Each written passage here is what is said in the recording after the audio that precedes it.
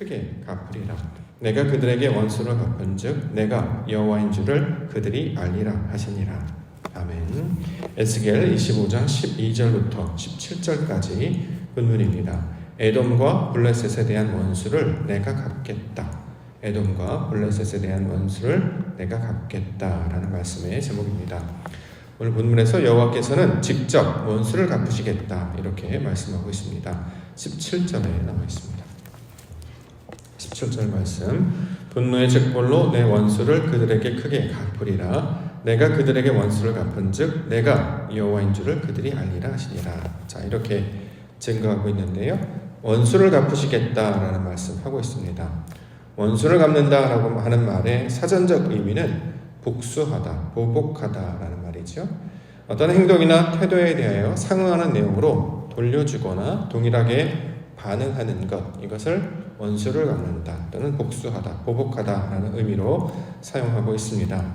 그러면 이스라엘 주변 족속이었던 에돔과 블레셋 족속에 대하여 하나님께서 원수를 갚으시겠다라고 하는 것은 보복하시겠다, 복수하시겠다라는 의미로 우리는 풀 수 있는 것이죠. 자, 그런데 이 내용을 우리가 두 가지 양상으로 우리가 함께 계속해서 보아오고 있습니다. 무슨 뜻이냐면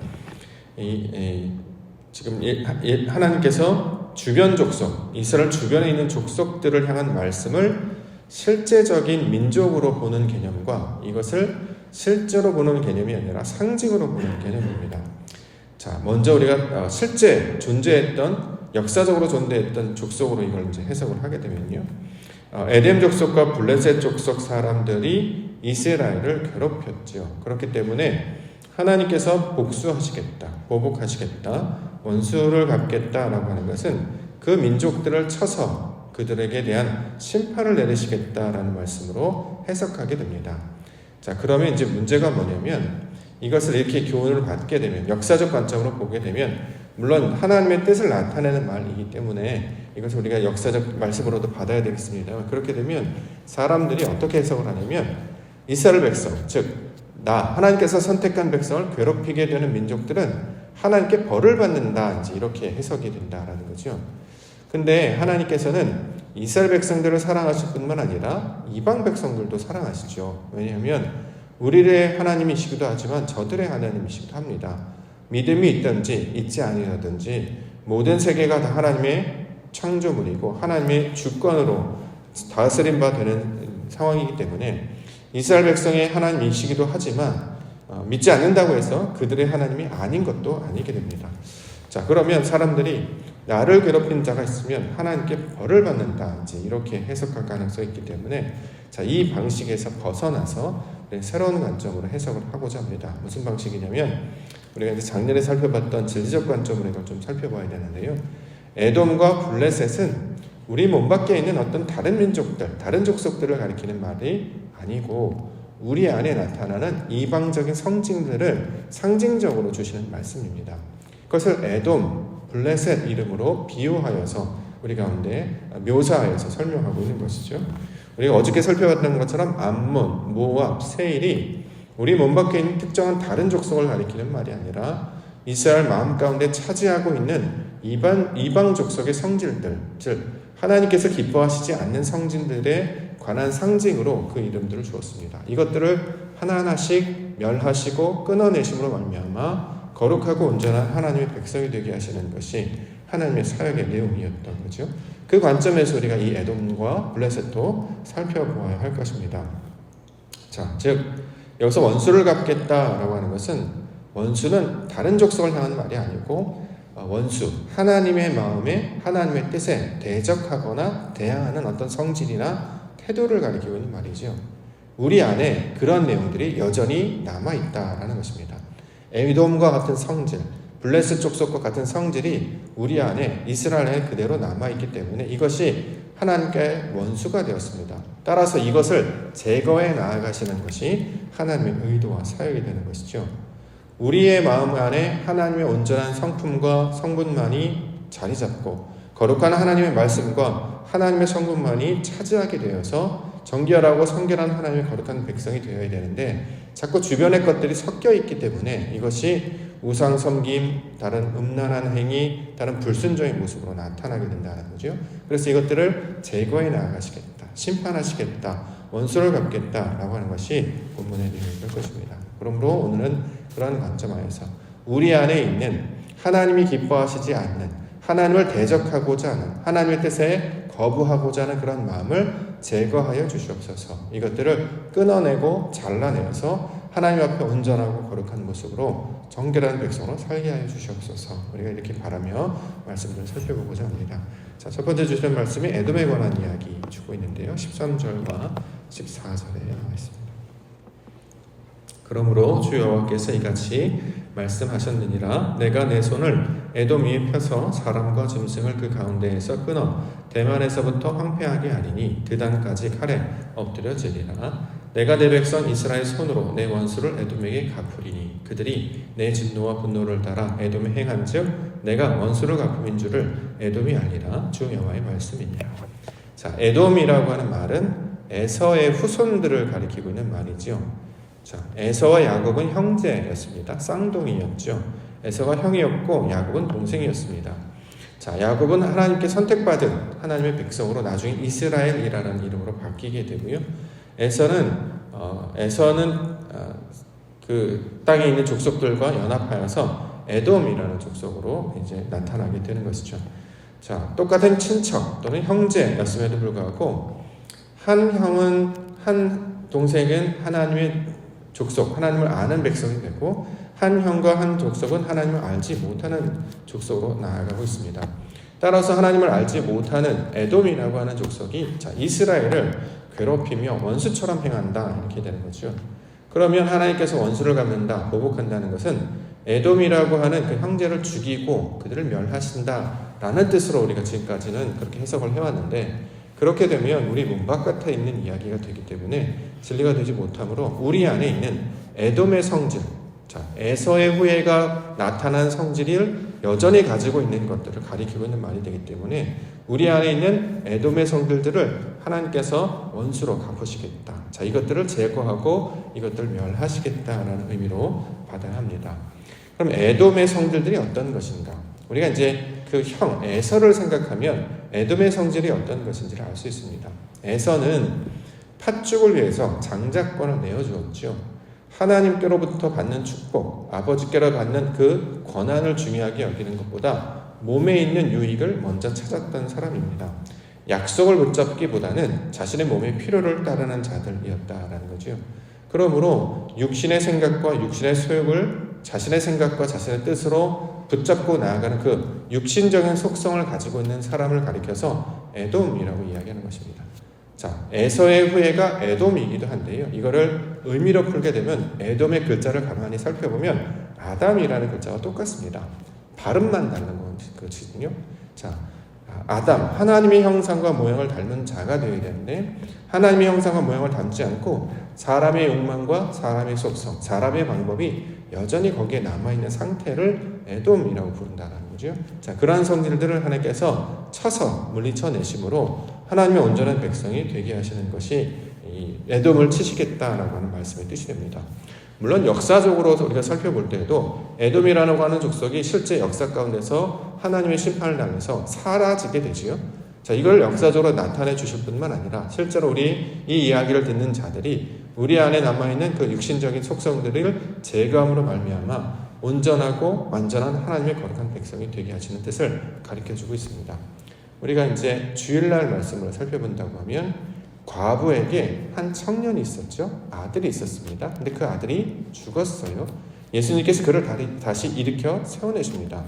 육신적인 아들이 죽고 예수님께서 살려내신 말씀으로 살아나는 자들로 그 어머니한테 다시 돌려주게 되지요. 자, 에돔이 죽게 된다는 뜻이 바로 그런 의미입니다.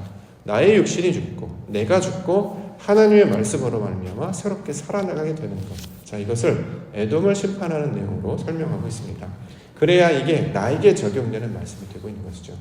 우리가 말씀을 따라 사는 이스라엘 백성들로 살아갑니다만 여전히 우리 마음 안에는, 우리 성질 안에는 육신적 욕망이나 자신의 방식들이 여전히 살아있지 않습니까? 자, 이것들이 간혹 가다가 스멀스멀 기어 나와서 그것들을 통해서 우리가 판단하고 이것들을 통해서 살아갈 때가 있습니다. 육신을 따라, 내 욕망을 따라, 약속을 붙잡지 않고 자신의 생각을 따라, 또는 하나님과 연합하기보다는 세상의 사람들과 연합할 때가 있다는 거죠. 자, 이런 것들이 무너지게 하는 요인이 되기 때문에 하나님께서 이것을 원수로 여겨서 이것들 우리 가운데 제거해 나아가시겠다. 자, 이것을 하나님의 거룩한 사역으로 말씀하고 있습니다. 그러므로 우리가 기도하며 나아갈 때에 하나님 아버지, 우리 마음 가운데, 우리 안에, 우리의 심령 가운데, 우리의 마음 가운데 육신의 속성과 사람의 방식들이 다 말씀으로 말미암아 제거되어서 거룩하고 온전한 하나님의 뜻을 따라 사는 거룩한 하나님의 백성이 되게 하여 주시옵소서. 이렇게 우리가 붙들고 나아가야 할 것입니다. 예수님께서 이 말씀을 우리 가운데 적용시키시기에 이렇게 얘기하셨죠. 먼저 그의 나라와 그의 의를 구하라. 이게 우리 안에 에돔의 속성이 사라지고 새 아담이 되게 하시는 예수 그리스도, 말씀이 육신이 되어 이 땅 가운데 찾아오신 그 아담, 그 사람을 쫓아 살게 하시는 모습으로 우리 가운데 가르쳐주고 있습니다. 사람이 성질이 체화되면 에돔이 되는데 예수의 성질이 체화되면 그리스도인이 됩니다. 그러므로 하나님께서는 이 그리스도인이 되게 하시는 모습으로 에돔을 원수로 갚겠다, 이렇게 설명하고 있는 것입니다. 두 번째는 블레셋에 관한 이야기하고 있는데요. 15절부터 보겠습니다. 주 여호와께서 이같이 말씀하셨느니라. 블레셋 사람이 옛날부터 미워하여 멸시하는 마음으로 원수를 갚아 진멸하고자 하였도다. 그러므로 주 여호와께서 이같이 말씀하셨느니라. 내가 블레셋 사람 위에 손을 펴서 그렛 사람을 끊으며 해변에 남은 자를 진멸하되 분노의 책벌로 내 원수를 그들에게 크게 갚으리라. 내가 그들에게 원수를 갚은즉 내가 여호와인 줄을 그들이 알리라 하시니라.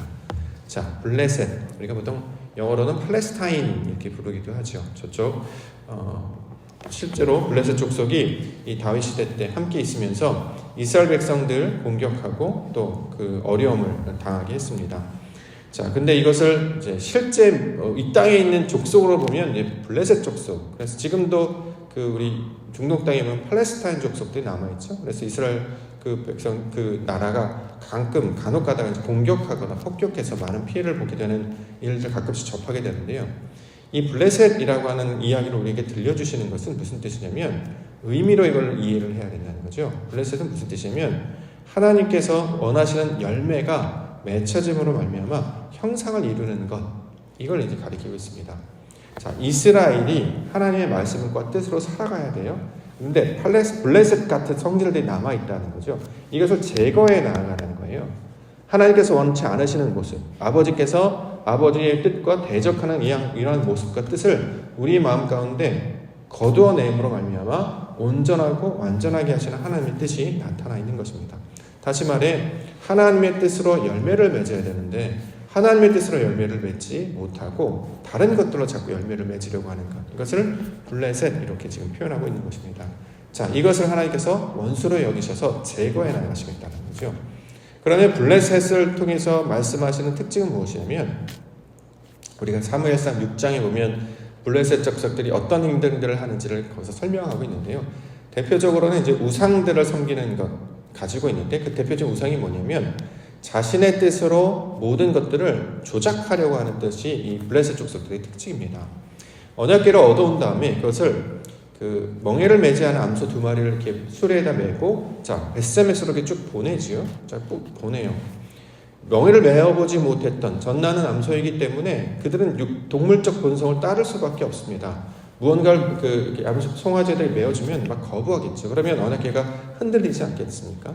또 이제 막 전나는 갓 새끼를 낳은 암소였기 때문에 송아지의 그 모성의 본능에 움직일 수밖에 없는데 그래서 이 언약궤가 나아가면 그 수레가 이제 흐트러지기를 바랬다는 거죠. 그래서 자 이스라엘 사람들이 말하는 것, 지금 벌어지는 것은 하나님이 하시는 일이 아니고 우연히 나타나는 일이다라는 것을 만들기 위해서 그렇게 세팅을 해놓는 것이었습니다.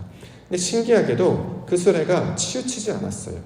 음매하면서도 끝까지 나아갔다라는 거죠. 하나님께서 그 역사를 하시는 것들을 그들에게 보여주고 있었습니다. 그러므로 블레셋 족속을 통해서 말씀하는 것은 뭐냐면 모든 일을 우연으로 여기는 것. 자, 이건 하나님의 뜻이 아니야. 그냥 어쩌다 벌어진 일이야. 나와 상관이 없는 일이야. 이렇게 시도하는 것. 이건 하나님께서 원하시는 것이 아니잖아요. 모든 것들이 나를 향한 말씀이고 내 안에 벌어지는 일이다라는 거죠. 이것을 깨닫게 하시고 가르쳐 주셔서 이 하나님의 뜻으로 우리를 새롭게 하는 것을 받아들여야 되는데 그걸 받아들이지 않는 거예요. 그냥 어쩌다 일어난 일, 우연히 일어난 일 이렇게 여기고 심지어는 그거를 자신의 뜻에 원하는 결과를 얻기 위해서 환경들을 조작하거나 그것을 임의대로 움직이는 것을 가리키고 있는 말입니다. 나의 뜻을 가미시켜서 내가 이렇게 하면 결과가 달라질 것이야. 거봐 이렇게 되지 않겠어? 라고 하는 의도를 가지고 어떤 일을 감당하려고 할 때 이것을 블레셋과 똑같은 모습으로 설명하고 있는 것입니다. 우리는 하나님께서 주시는 말씀 가운데 순종하게 하셨어요. 아버지께서 펼쳐지는 상황에 우리의 마음을 결합해서 그것들을 믿음으로 받고 따라가게 해주셨다는 거죠. 예를 들어서 우리가 예배를 할 때 어떤 말씀을 듣습니다. 우연히 그 말씀을 듣는 게 아니라는 거죠. 하나님의 의도가 담겨져 있는 말이고 우리 안에 어떤 상황을 만나게 하십니다. 그러면 이게 우연히 벌어진 일이 아니라 그 안에 하나님의 뜻이 담겨져 있습니다. 그래서 우리가 그것을 해석하고 찾으려고 하고 나에게 어떤 문제가 있는가 우리가 발견해야 된다라는 거죠. 그런데 사람들은 자신에게 어떤 재앙이나 어려움이나 이런 일이 있으면 우연히 나와는 상관없는 일이고 다른 사람에게만 벌어지는 일이지 나에게는 관련이 없다 이렇게 생각하는데 실제로 이런 모든 역사를 하나님께서 주관하신다는 것을 우리 가운데 보여주고 있습니다. 그러므로 이제 말씀을 듣거나 상황이 벌어지게 되면 우리는 그것을 어떻게 해석하냐면 우리에게 어떤 교훈을 주시려는 하나님의 뜻이구나 이렇게 받아들이게 된다는 거죠. 그래서 주변에 주시는 상황과 우리에게 주신 여건과 말씀을 다 깨달아서 그 가운데 나타나는 아버지의 뜻을 발견하려고 합니다. 자, 이것이 하나님께서 원하시는 모습이 된다라는 거죠. 말씀을 듣게 하시는 것도, 우리를 예배를 드리게 하시는 것도, 기도를 시키시는 것도, 어떤 사람을 만나게 하시는 것도 다 하나님의 크신 역사 가운데 있음을 우리 반드시 기억해야 합니다. 그러면 살아계신 하나님의 말씀 가운데 사는 백성이 되는 것이죠. 우리를 향하신 하나님의 거룩한 뜻이 날마다 우리 마음 가운데 선포됨으로 이것을 우리의 마음 가운데 새김으로 하나님의 말씀이 날마다 살아서 우리를 인도하시고 가르치시고 그 가운데 말씀을 붙잡고 찾는 백성으로 우리를 인도해 나아가신다라는 거죠. 그러면 살아계신 하나님과 동행하는 자들이 되게 된다라는 것입니다. 자신의 욕망과 자신의 뜻으로 임의대로 하지 않고 말씀을 따라 살아가는 자들, 그리고 우리 안에 펼쳐지는 일이 비록 우리가 지금까지 겪어보지 못했던 낯선 일이고 신기한 일이라 할지라도 이것을 두려워하거나 걱정하거나 그래서 우리가 거부하거나 피해가려고 하지 않고 우리가 그것을 받아들이고 맞이하여서 하나님의 뜻을 쫓아 그 가운데 순종하는 모습으로 말씀의 진리를 붙잡고 서 있을 때 이것을 가리켜서 진리의 백성, 하나님의 백성의 모습으로 가르쳐주고 있습니다. 이러한 모습으로 우리를 만들기 위해서 이렇게 에돔의 성질도 블레셋의 성질들도 제거해 나아가시고 이것을 온전하게 새롭게 바꾸시는 일을 우리 구원의 내용으로 설명하고 있는 것입니다. 우리 안에 에돔의 성질들, 블레셋의 성질들 이것이 사람의 생각과 뜻으로 변동되었는데 이제 하나님께서 원래 원하시는 그 뜻으로 바뀌어지게 하여 주시옵소서. 그래서 거룩하고 온전한 하나님의 백성이 되게 하시고 하나님께서 기뻐하시는 열매로 우리 마음 가운데 충만히 그 열매를 이루어져서 마침내 원하시는 그 예수 그리스도의 형상과 모습으로 우리 안에 나타나게 하여 주시옵소서. 그래서 우리 과부에게 말씀으로 다시 살아난 청년을 그 아들을 돌려주어서 그가 진짜 아들을 가진 그 어미가 된 것처럼 우리들도 그리스도의 마음을 품으로 말미암아 아들을 가진 믿음을 가진 진리를 가진 하나님의 거룩한 백성이 되게 하여 주시옵소서. 이렇게 기도하시며 오늘도 하나님의 나라의 뜻을 보며 말씀과 동행하며 살아가시는 믿음의 한날 되시기를 주의 이름으로 축원합니다. 기도하겠습니다.